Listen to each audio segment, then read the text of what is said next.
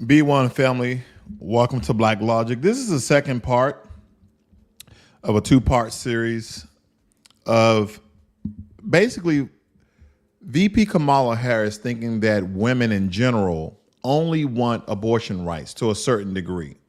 Now, I know that I'm making an inflammatory comment that is quite misleading, but that has been the hallmark and center of the Harris-Walz campaign. And have you guys noticed, have you guys seen Tim Walz anywhere? I really have not seen Tim Walz. I've seen JD Vance. We're talking about VPs and the running mates of the presidency. But nonetheless, let's jump right in. Because again, one of the things I stated in part one is that statistically, only a fraction of American women have abortions. And again, that information was according to the CDC. Now, it's clear why the Harris administration hones in on abortion right, because this issue isn't just about those who have had abortions. It's about those who could, those who may need to, and those who are simply adjacent. Let me repeat that. The issue at hand, family, is about those who have had abortions already. It's about those who could have abortions, those who may need to have an abortion, and those who are simply adjacent, meaning they're in support of the great fight. They're in the support of women's suffrage. They're in the support of freedom of choice. These reaches across age groups, social status, and even income levels. But essentially, with Margaret Sanger, it was mostly directed at poor people and Black Americans. But now it reaches across all age, social classes, income levels, which stirs up a sense of collective urgency and shared identity. I understand that. The narrative crafted here is one of solidarity. We stand with women no matter what. But let's pause right there. Is abortion the totality of women's needs or interests in America? Is it? Is that solely what we're facing? Can we honestly say that given all America is facing right now, that this is the issue that trumps all others? No pun intended. Can we actually say that? Because here's an independent study by the KFF. And it states here, inflation, including the rising cost of household expenses, food, groceries, utilities, etc., continues to be the most important issues for women voters overall. So we're talking about what? The economy, are we not? With over a third, 36%, citing it as the most important issue in their vote for president. This is followed by threats to the democracy at 24% and immigration and border security at 13%. A slightly larger share of women voters now say abortion is the most important issue to them at 13%, tying with border and immigration policies. Then earlier this summer at 10%. So during the summer, women were like, yeah, abortion is important. Freedom of choice is important. Autonomy of our body is important. But it was only important around 10%. Now it states here, and they are, again, given their opinion, perhaps a reflection of the increased emphasis placed on reproductive rights by the Harris-Walz ticket and those people in their campaign. They have been traumatizing, they have been dramatizing, okay, the abortion rights of women, leading to all other sorts of medical situations that's dealing with women that have nothing to do with abortion, that women have not had a issue with, except for Black women nonetheless, because of healthcare in general, how systematic the system have shown us by the way of Margaret Sanger, Planned Parenthood, and how that dims in all sectors of healthcare. Again, read the medical apartheid book that I told you guys in part one.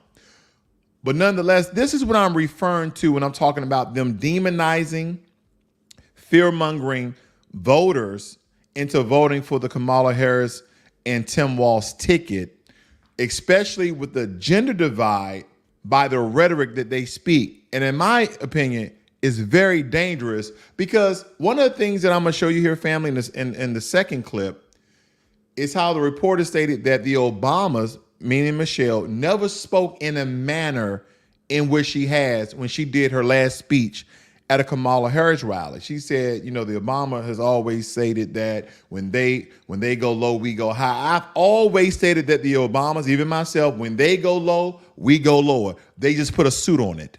That's the only difference. Okay? Listen in on this, family. Your wife or mother could be the ones at higher risk of dying from undiagnosed cervical cancer because they have no access to regular gynecological care. Your daughter could be the one too terrified to call the doctor if she's bleeding during an unexpected pregnancy. You will be the one praying that it's not too late. You will be the one pleading for somebody, anybody, to do something. Alex, we saw her. She talked broadly about a lot of themes that we've heard, but she spent a considerable amount of time on reproductive rights, on women's health. This is clearly one of the key closing messages that Democrats hope is going to resonate with voters. She was talking about issues that affect women, but if you paid attention, she was really doing that while talking to men. She kept saying, that part right there, family.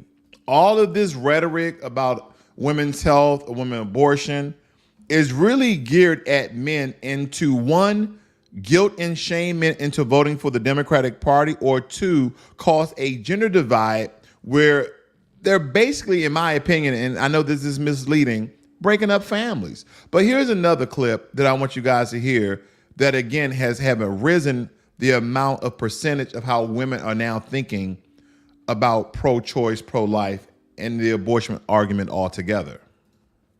Kamala will veto any abortion ban or bill that restricts access to contraception or IVF. Kamala will expand access to birth control and abortion pills. The first half of her speech, I already thought there were quite a lot of headlines because she really went on the attack against former President Trump, using language that we often don't hear from the Obamas, who, Michelle Obama famously said, when they go low, we go high. But she went on the attack against former President Trump. She accused him of showing signs of mental decline, of being a child, of saying that Kamala Harris is showing what sane and stable leaders look like. But then, after about 20 minutes, Phil, Michelle Obama pivoted and gave one of the most raw and honest arguments for the need for reproductive rights in this country that we have heard from any Democrat. This is an issue that, of course, Kamala Harris and Democrats around the country have wanted to make absolutely central to this campaign. But it was Michelle Obama who really laid out the stakes in a very different way, a very personal and visceral way. And so interesting, Phil, wasn't it, that she tailored her comments to men. She talked about all the impacts that. So we have two different news agencies stating that even though Michelle Obama was speaking about abortion rights, women's health care, that the center of the conversation, the main topic of the conversation, was directed and pointed at men. Now, as I stated here, I showed you that there's been a rising percent of women now paying attention to pro-life, pro-choice, that they necessarily wasn't worried about as much during the summer months, because most people are worried about what? Inflation and the economy, right? Immigration and border security. And again, this is KFF. They did an independent study here. They're stating that women mostly care about inflation and the rising cost of household expenses, threats to democracy, and abortion and immigration is now tied. If you notice, you don't really hear much about the Israel and Hamas conflict, nor do you hear much about the war in Ukraine with Russia. And they've spoken very briefly about gun policies, but this what women really care about. So why is the Harris campaign, why is the Harris administration circling their attention here? Because this has been the most volatile, family. Because when we look at it, if we look at the bigger picture, America's facing crises that hit us all. We've got a housing market crisis that's forcing millions into rent. I'm looking at areas all around my housing neighborhood. They're literally, family, putting up all sorts of places to rent, houses, duplexes, apartment buildings, etc. And we're being pushed into renting. And renting is a trap if it's not advantageous for your family. And what I mean by that is, a lot of people who tend to rent high-end luxury apartments have the propensity and the financial wealth in order to buy a home. But because all the associated costs with housing, property tax, utilities, things that go wrong in your home, you have to have money for that as well. To buy a home nowadays is damn near impossible if you didn't buy your house 3 or 4 years ago. So the rich keeps getting richer. But again, this was an onslaught during the Harris and Biden administration, and no one's paying attention to that. Forget all of the rhetoric, forget all of the name blaming, all of the finger wagging. Just forget about all of that. Just go what you know to be true. And again, I'm not a Trumper, I'm not a MAGA, I'm not Republican, I'm not Democrat, I'm not independent. I'm just going to give you the truth. During the Trump administration, housing costs were low, employment was high, the economy was doing well up until COVID hit. But during the Harris-Biden administration, the economy seems to be not doing as well when you have high interest rates, inflation, high interest rates on loans, whether it be a car or a house. Now, some of it has decreased because maybe the American Rescue Plan, infrastructure bill, that probably helped out a little bit. But we're still looking at health insurance costs are ballooning and prescription drugs are priced out of reach.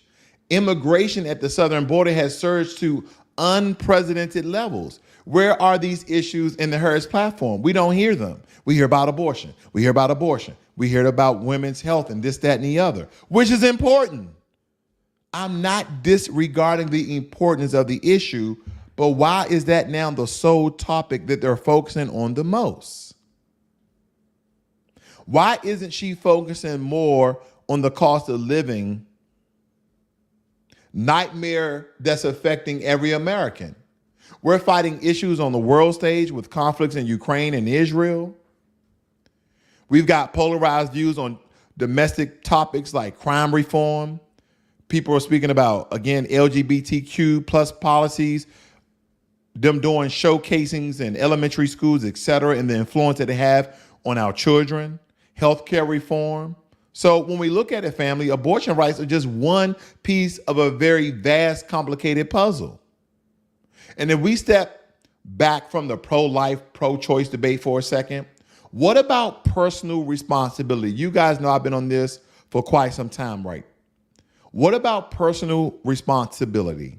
Where's the conversation about making considered choices? It takes two to bring a child into this world, but all too often, the man is completely sidelined in any decision making. And I'm not trying to start a gender war. I'm giving to you as the truth as it is. Men have no say-so once conception occurs, but face long-term consequences if the child is kept. That's called child support, family. Because let's talk about it. Let's really talk about it. If you and a significant other decide to indulge in some adult playful activity without using protection or contraceptives, I mean, we understand the responsibility in that. There could be a life that's formed. Did you guys have the decision before you had your adultful playfulness? Because more times than not, I've heard arguments that the men should be more responsible with their penis. Shouldn't women be more responsible with their genitalia as well?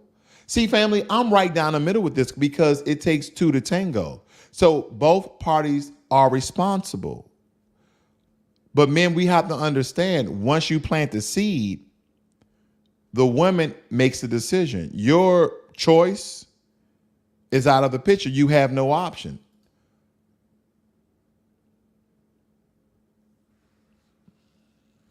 Men have no say-so once contraception occurs. We have no say-so. But again, we're going to face the consequences if the child is kept. Should there be more shared responsibility, even accountability in these decisions? I think so. Because America's battle cry should only be pro-choice or pro-life. Maybe it should be pro-responsibility. See, we got the Republicans and we have the Democrats and we have the independents in the middle. So why is it only pro-life or pro-choice? Why is no one talking about pro-responsibility? Oh, because now we're going to point blame on both of the present parties. So the argument and the debate gets stagnated. You know why? Because now we're pointing the finger at ourselves. You see that? If you're on the pro-life side, then you're like, oh, well, it's my choice. If you're on a pro-choice side, then you're like, well, you're talking about life, but what about this and what about that and what about this and what about that? Family, we already did the math here.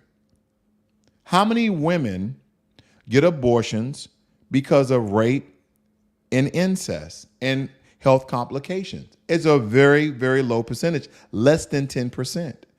I think it's around, if I'm not mistaken, I looked up the statistics. I think it was less than 60%, but someone can definitely fact check me on a verifiable site.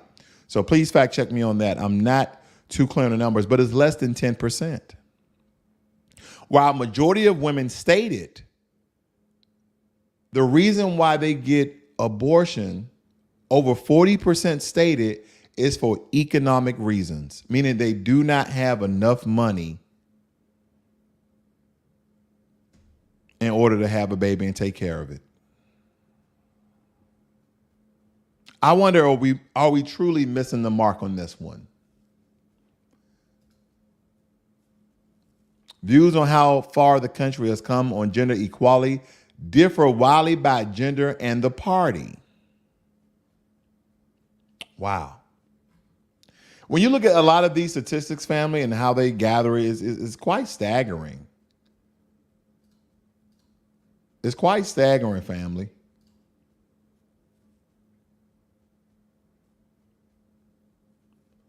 When they break down the percentage of how they came up with these numbers and how they sway left or right, depending on the political party, is quite staggering to me.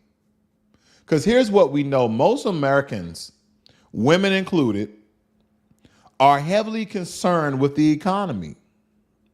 The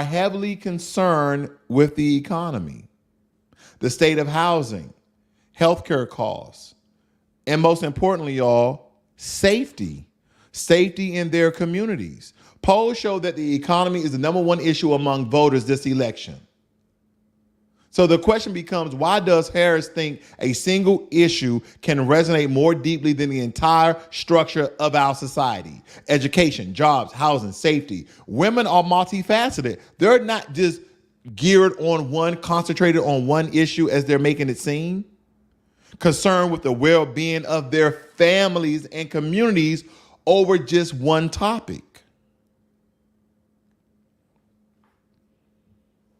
Unfortunately, Kamala Harris has been centering her campaign solely on abortion. And by doing so, she could be alienating herself from a broader base who may need more comprehensive answers. That's those policies we keep talking about. Because now that you got your abortion because the autonomy of women's body, you're still broke. Inflation is still high. Interest rates are still high.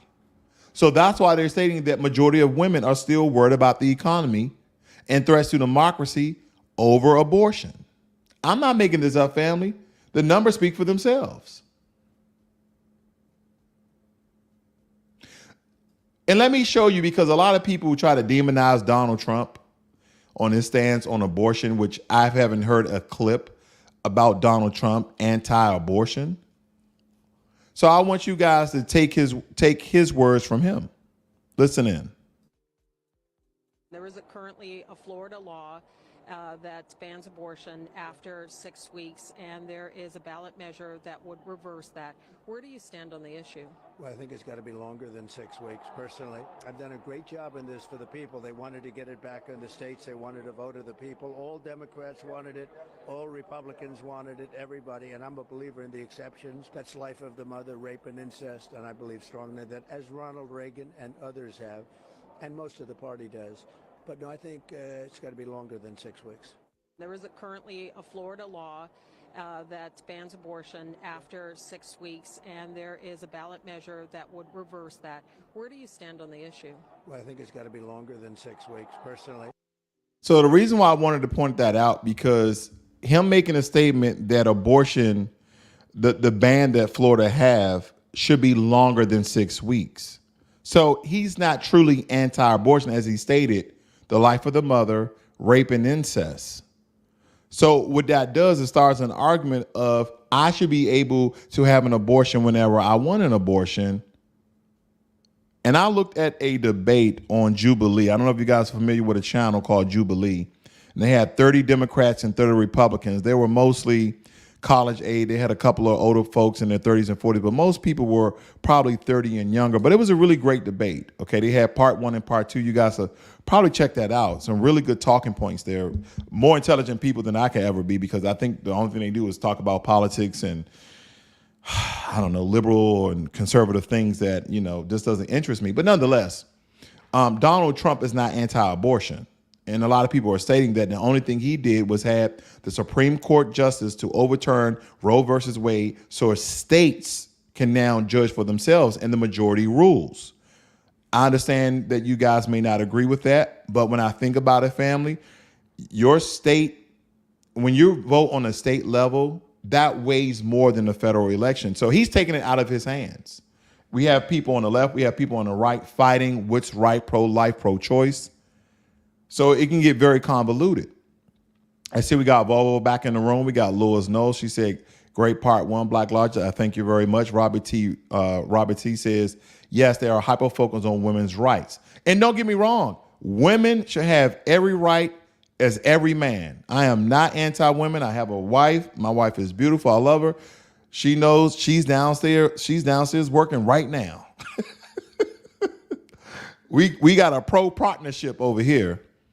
Lewis says, agree, both men and women are responsible. Indeed. Okay, indeed. So the child is just a money bag. Wow, I didn't say that. Women only care about taking care of their babies unconsciously, not considering the big picture. Honey Badger, I don't know about that per se. I think the dynamics of relationship is very complex, especially when a child is in the picture. And we're going to talk about a little freelancing later. I'm going to talk about that a little more off the cuff, so to speak, a little bit later, because I really want to touch on the legal landscape of abortion rights, because here's where it gets complicated. The landmark decision of Roe versus Wade, it established abortion as a constitutional right.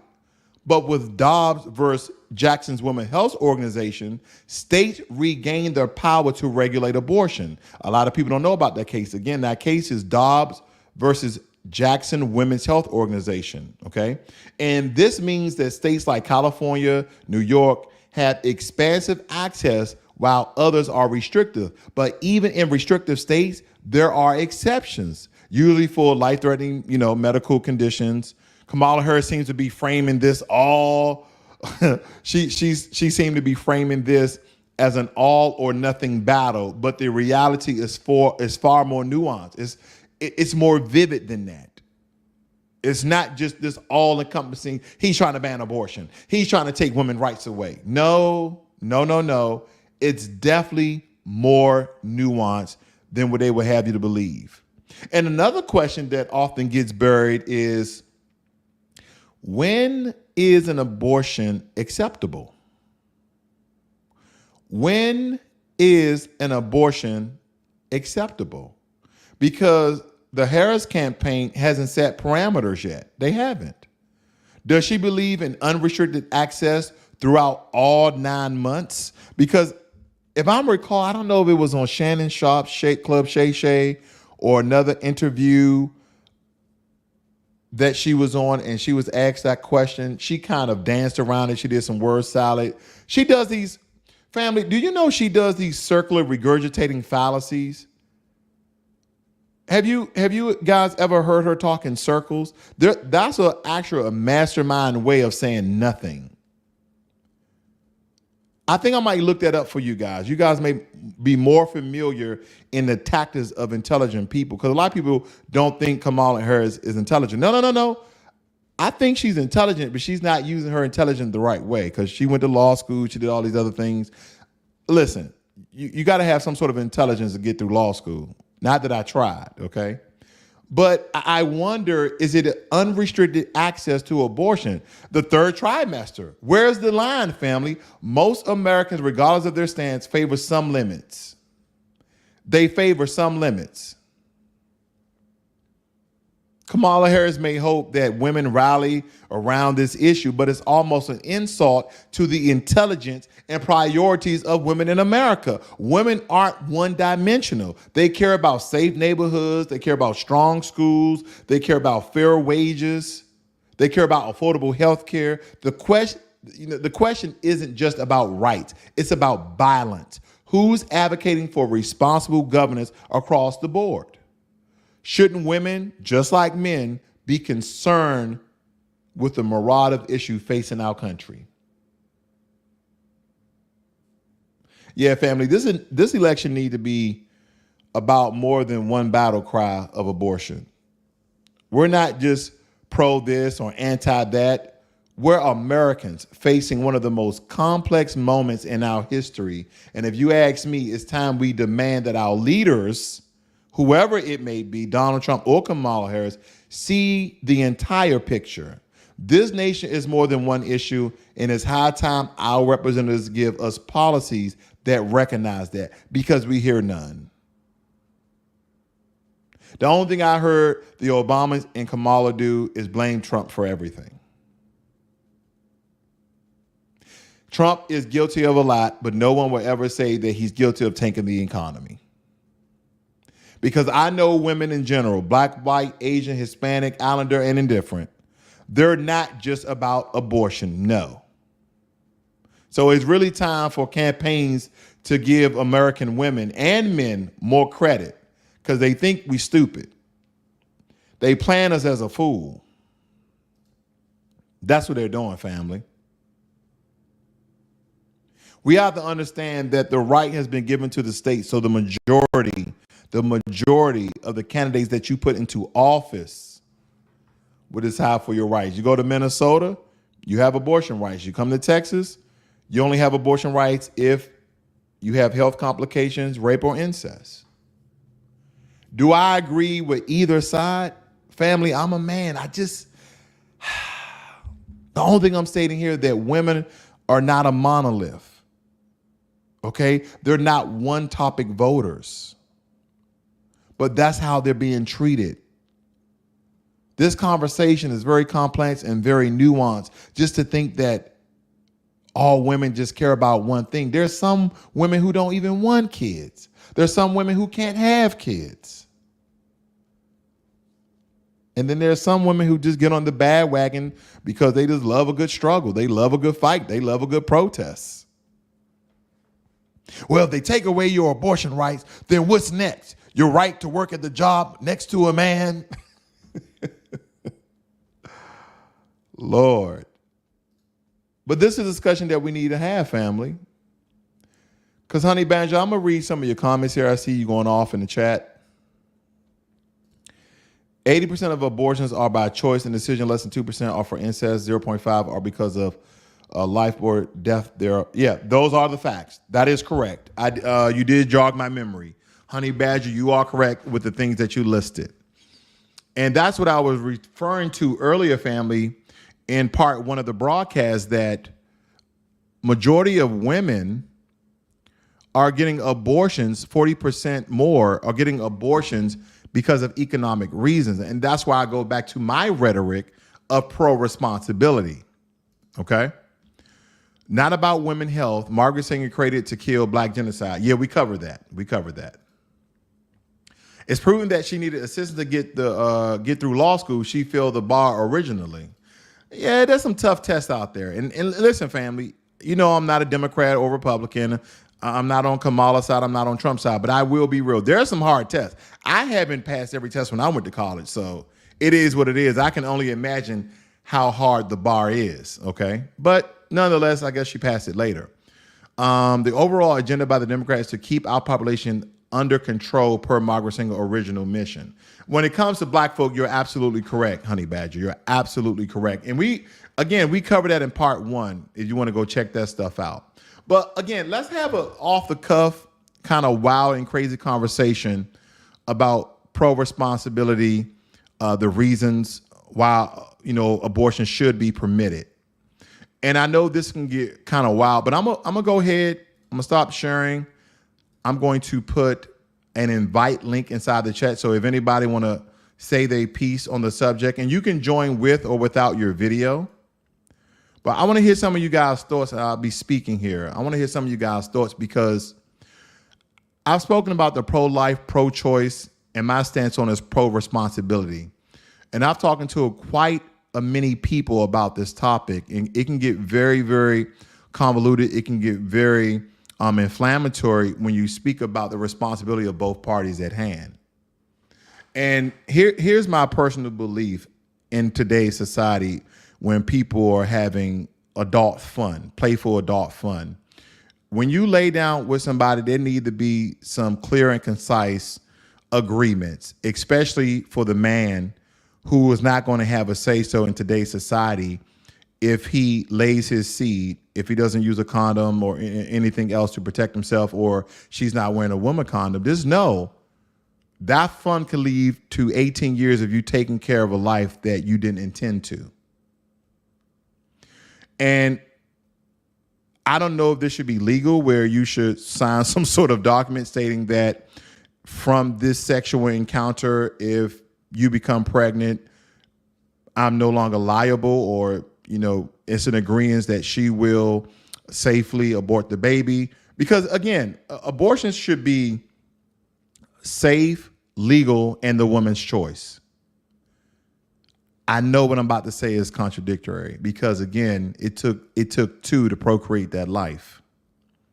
So if anybody have any comments, again, the invite link is inside the chat. If you have any comments, please come up and let's have the discussion, because I'm all over the board with this, family. Because again, this is a very nuanced and vivid conversation because it's that complex. And that is why the Democrats are using this in order to obtain the black vote. And if they can't do that, they're going to cause a gender divide, if you guys haven't already noticed that. No one is really talking about how men, and I'm not trying to make this a sexist conversation, but no one's really talking about how men do not have any choice once sex is done, once the seed has been laid. And I know some people are like, well, he had a choice before, he could have put on a condom. And I can get into the muddy waters of, he's allergic to latex and she's allergic to latex. So they made a decision and they made an agreement. If this and that occurs, then they would do this and that. But one thing that men know, and women, you can be honest with yourselves with this one. One thing that men know that women can and will sometimes change their mind, whatever it may be. And I'm not just talking about abortions in general, but one day you like this, the next day you like that. And I'm not speaking that women are emotional. Men are emotional too. We just handle our emotions differently. Okay. Men and women are both emotional. Men just, handle ours differently. But nonetheless, we understand that things can change over the course of time. Women can, on one hand, say, no, I'm not ready for kids. I don't want no children.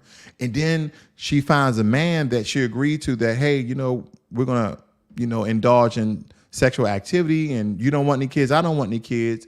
But what if this is the man of her dreams? What is it the man she always thought of having? So at the time of inception, she changes her mind and say, I want to keep it. Because maybe she liked the way the man looks. Maybe she likes the way the man is. Maybe she likes his personality. Or maybe D, all of the above. So it's really something to think about how nuanced and complex the abortion conversation can get and how people take one side on pro-life, like regardless, if it's not this, and this, then you should have the baby. Well, what if she doesn't have the money? And then you're causing another problem because if she doesn't have the money, if the father doesn't have the money, then some of you are like, okay, well, then you should never had a baby, but the baby's here. Now you got to depend on the government to pay you. You see what I'm saying? It's just like a snowball avalanche effect of one thing leads to another.